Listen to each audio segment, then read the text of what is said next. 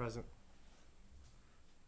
Approve minutes from August 19th, 2014 works meeting.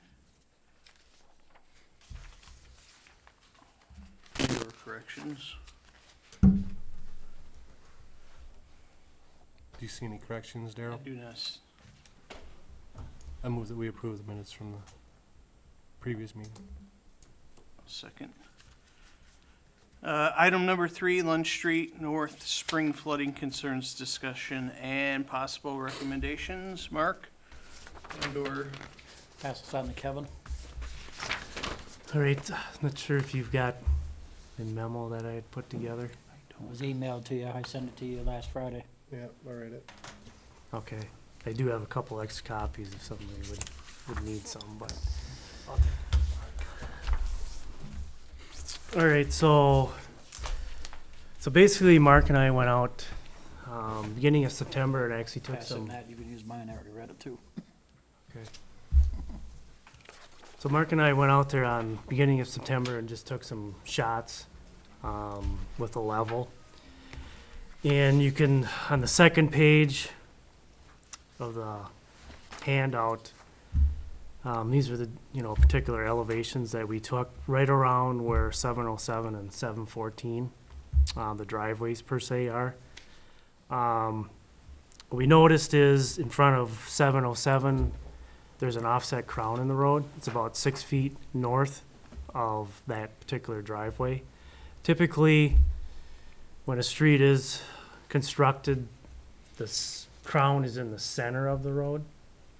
Usually, the finished elevation at the center of the road is the same as the top of curb on the both sides. This one has an offset crown. So what happens is you get a little bit of a steeper section next to the driveway because of that. And when you calculate that out based on 6 feet, it's about 8.33%. It's not huge, but it's more than what normally it ends up being. Typically, when you do a normal street, it ends up being like 2.5 to 3%. And there's a photo that's been provided on the last page, just to give you some perspective of how that looks. I think some of the references that some of the residents brought up is it was like 12 to 18 inches. When you actually shoot it with a level, it's only 6 inches. It's a half a foot from the offset crown down to the flow line of the curb is what that ends up being. So when you look at the other side of the street at 714, that's where, last spring there was some of the water that was backing up, and there's been some photos that have been provided by the owner. When you look at his driveway, his is what you consider somewhat flat. Again, there's a photo that's been provided on the third page, just to give you some perspective looking towards it. It ends up being like a 1 to 1.5% grade out towards the street. So somewhat flat. And then when you look at the photo that he provided, and obviously with the amount of snow that we received last winter, you can see where the snowbanks have actually encroached out into the roadway. And that's why I think you're seeing where the water is backing up, because it's driveway somewhat flat, the banks are out into the roadway, water can't get down the curb and gutter, and it obviously backs up into his resident driveway.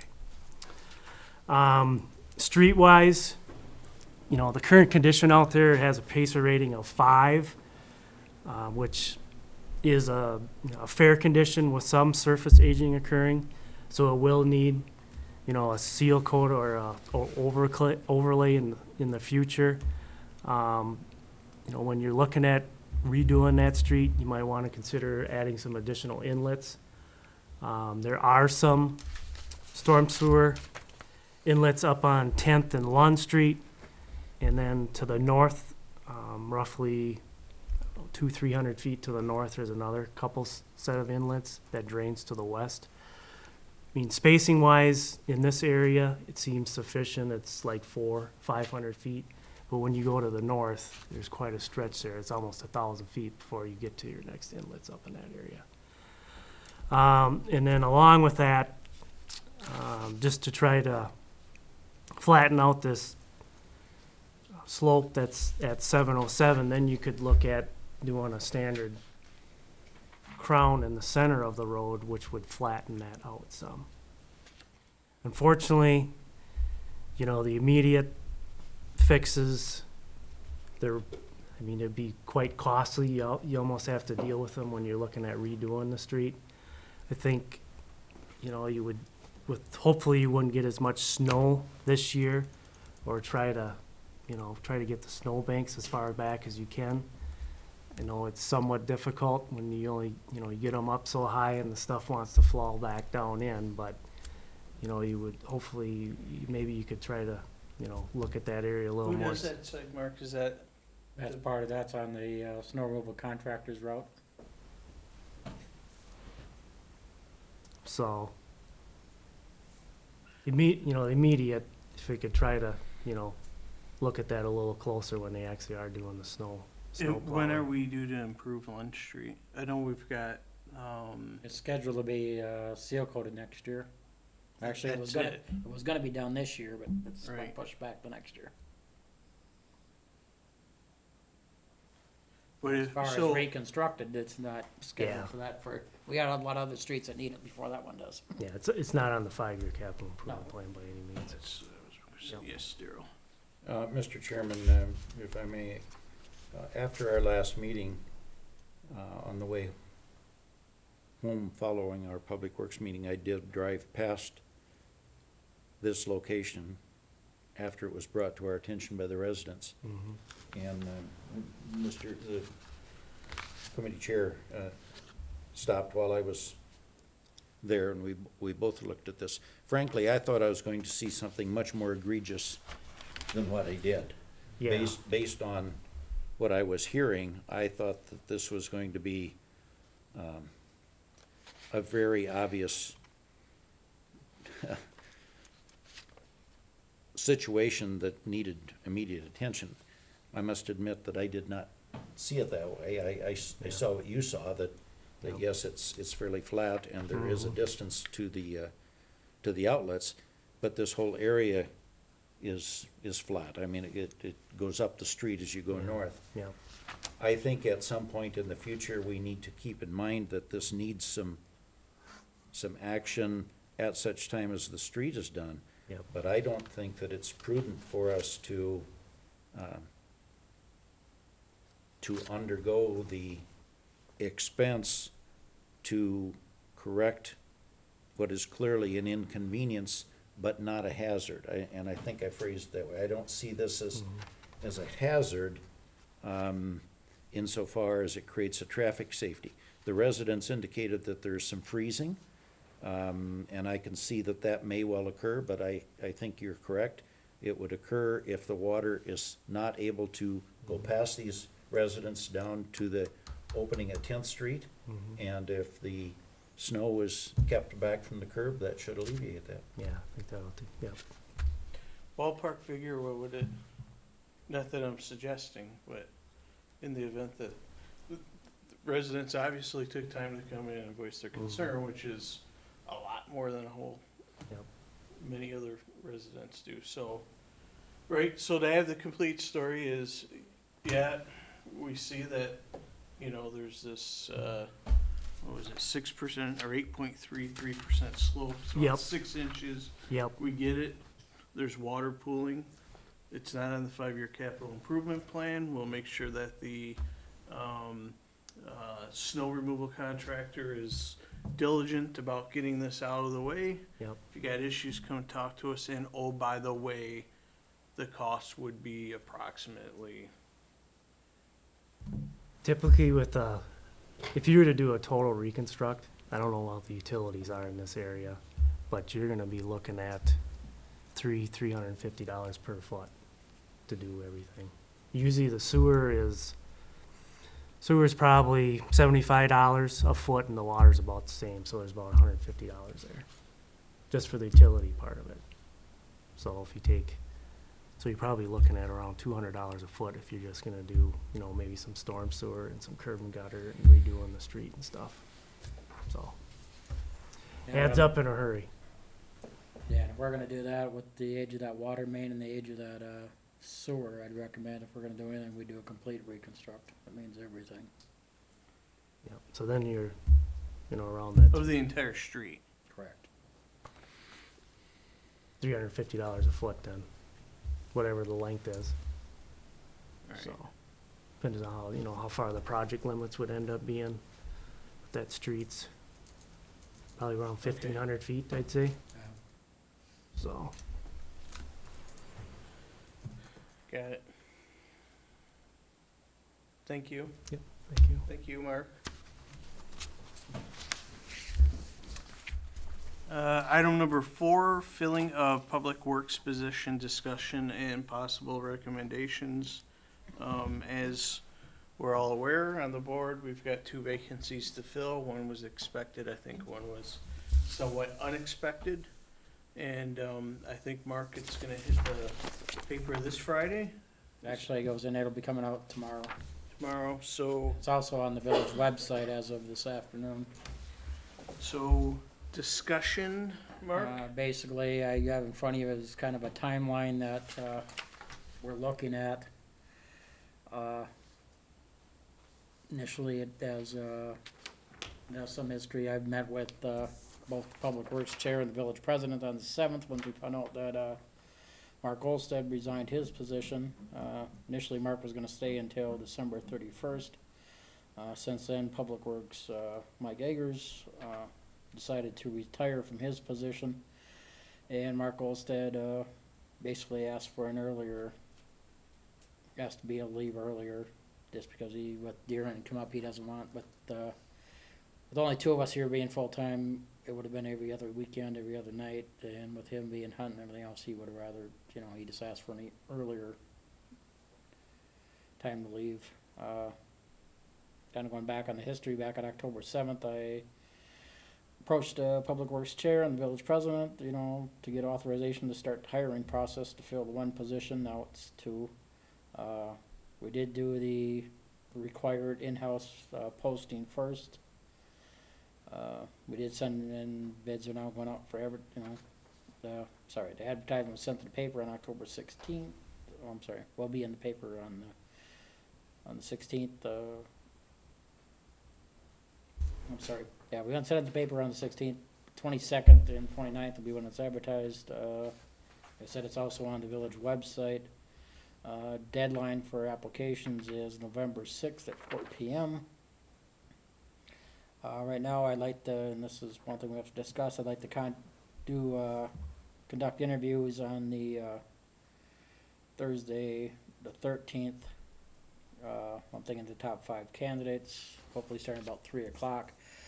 One thing that Gloria and I discussed is basically, as far as the interviews, so we do not have any legal meeting there. What we're looking for is 1 person from this committee, 1 person from another committee. So I don't know who here wants to volunteer. Is there any consideration being given at all, and I ask this with no side agenda, just a straightforward question, is there any consideration being given to any change in the structure? We had 2 full-time employees, and we now have vacancies of 2 full-time employees. Are we anticipating hiring 2 new full-time employees? Yes. Or is there any consideration to 1 full-time and 2 part-time? Basically, This is a very similar question What's the I discussion asked that's going on? last Friday. Yeah, basically with the amount of on-call responsibilities and everything else, especially, you know, it's, there needs to be 3 full-time public works people in this position. Just with the amount of on-call and amount of hours that we're working. And, I don't think 2 full-time on-call people can get everything done. Just on our daily average work schedule, just.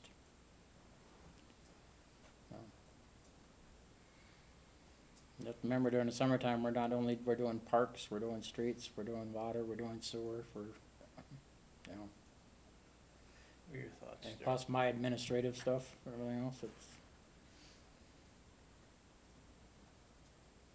Well, I don't have anything as an objective. I'm just raising the question whether or not we're looking outside the box or just status quo.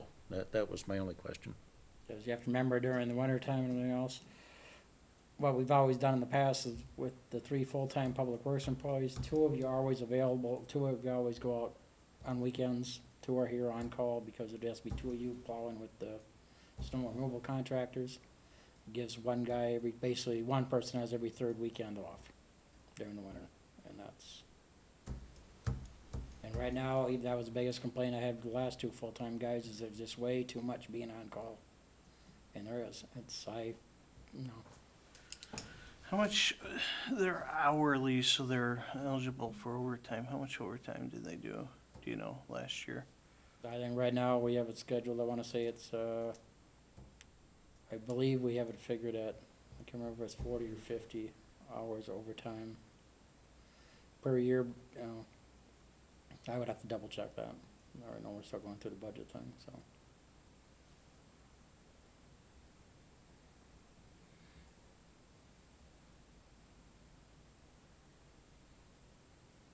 Then we've got the part-time summer worker too, all right? Yeah, well, summer workers are out of it's different, separate. And then we also got Brian Fry during the summertime. He cannot help us out during the wintertime with on-call stuff. He's actually on call this weekend because he has to be on call in North St. Paul next week. So I'll be on call all of next week. Which Brian is very good. Brian, So I personally don't have any issues with the timeline you've got laid out. I think it's a good suggestion to have Daryl on the interview, or me, or Rod. yeah, it's 3 o'clock in the And then- afternoon, so I don't know if. Yeah, I barely got here tonight. And then, probably, I don't know, Zap or, Yeah, but we have to find a Right. second. I mean, it's just, Yeah, that's if Good Daryl, practice. Daryl will be available. If not, we'll have to find a couple other board members. Yeah, I think that the schedule and the time frame looks fine. Obviously, we need to move ahead. I'm not reluctant to move ahead. That was not my question. I Yeah. just, no, and I what, had a very similar what's the question. big Do picture? we need, right, yeah. do we need 2? Can we put this back to 1?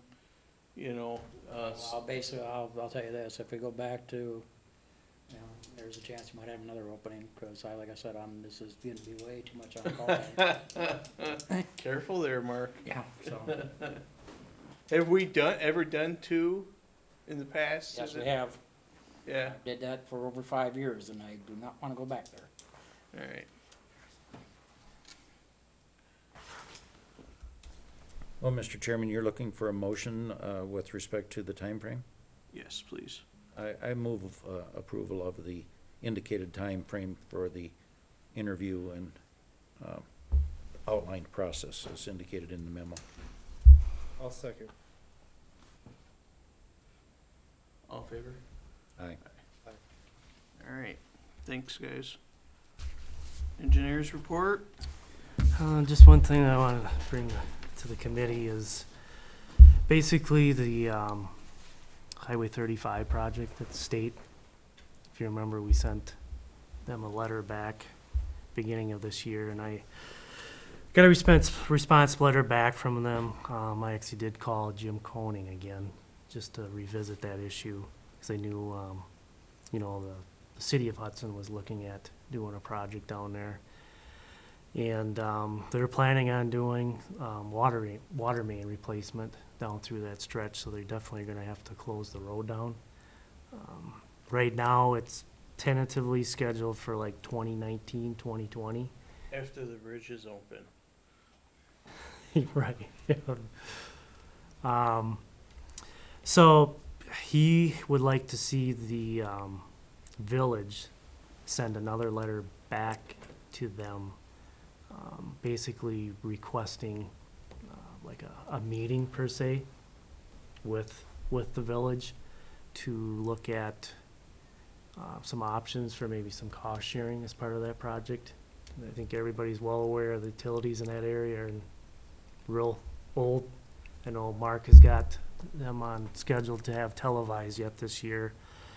So they would potentially look at tying both projects together, let them all, let as one project per se, one contractor, and we could look at doing basically one closure, one detour route at the same time, which I think makes a lot of sense. So I guess if the committee's okay with that, that would be something that I would draft up, give that to Stan just to review, and then we would forward that back off to the DOT. I'm a little confused. What would the potential cost sharing be?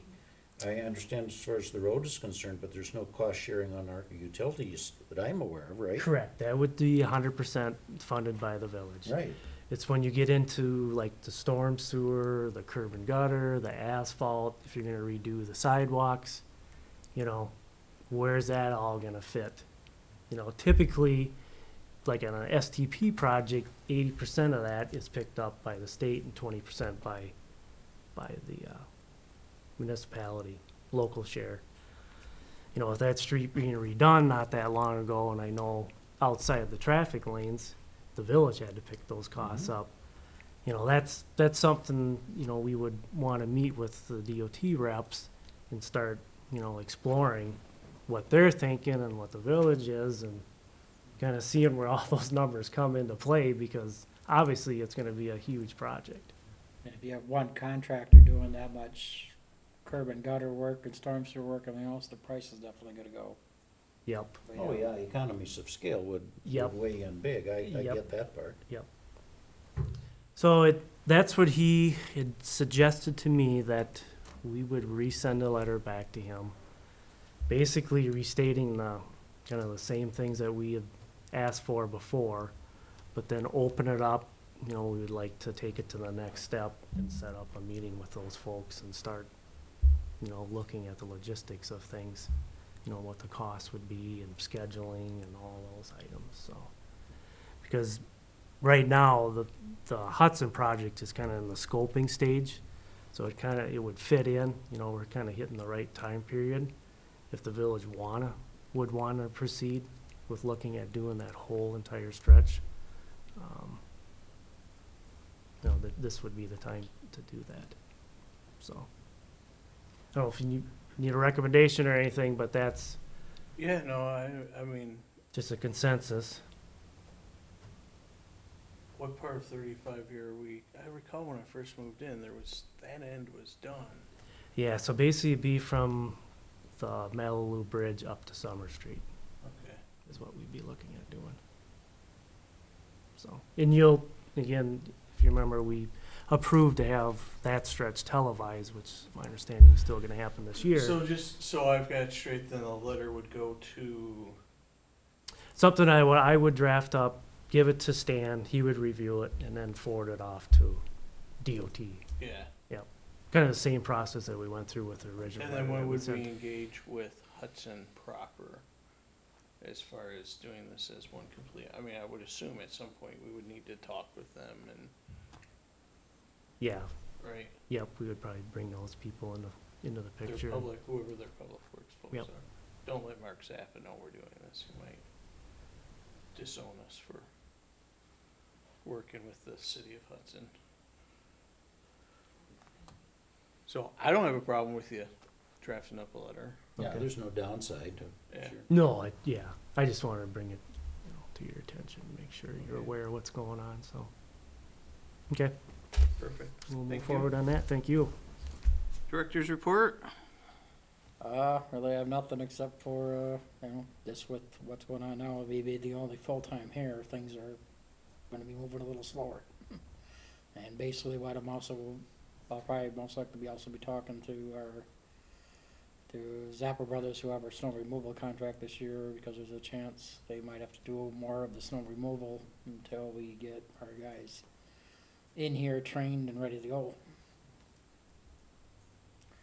So, I said, we are also talking to the city about trying to have them help out with some of the on-call time. I got meetings tomorrow with one department head over there already, so. You know, as far as a future agenda item, which is the next item, Are you done there, Mr. Yes. Director? Thank you. but it's a nice segue. I preface it as a future agenda item because it's not on our agenda tonight and we really can't talk about it. But because of the vacancies and because of what you just said and the obvious need for there to be some enhanced snow removal by our contractor, I think it would be appropriate to have conversation with respect to them doing all of the snow removal. And just see what that would look like. I mean, this would seem, if we were ever gonna have that conversation, now would be the time to have it. So, I'd like to see that as a future agenda item. I'm okay with that.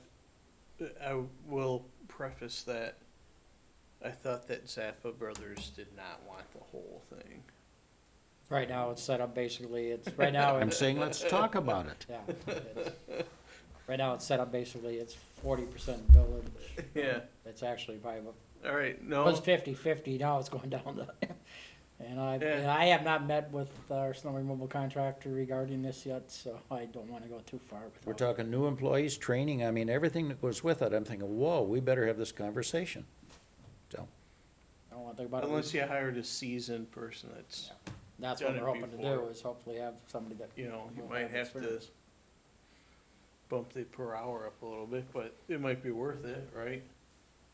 Oh, it's definitely something you guys can talk about. Yeah. There's other things too, there's conversations that we've had with the Hudson Water Utility, and basically, there's a lot of different things that the village bet. could do. Yeah. But that's. It'd be nice to get a really good seasoned person in to be able to knock some of this stuff out. Find out. I got a feeling I think we're gonna have a pretty good run on applications, something else going out. Cause, one thing about it, insurance and everything else and all that stuff, but retirement, all that, you're gonna draw people, it's. Good.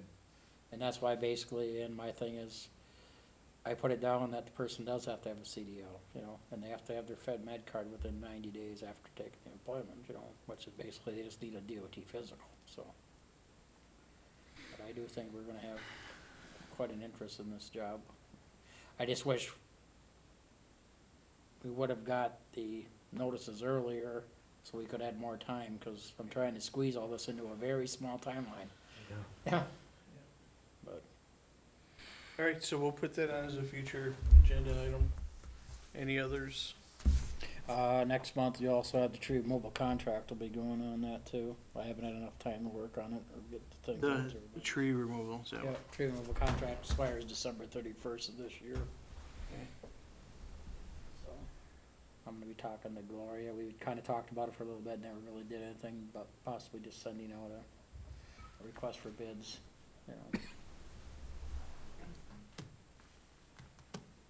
Rod, do you have anything you wanna put on? I'm good. All right.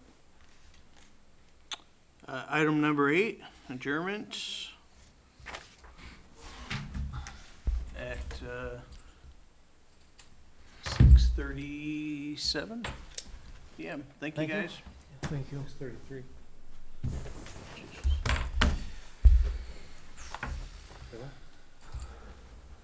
Go ahead.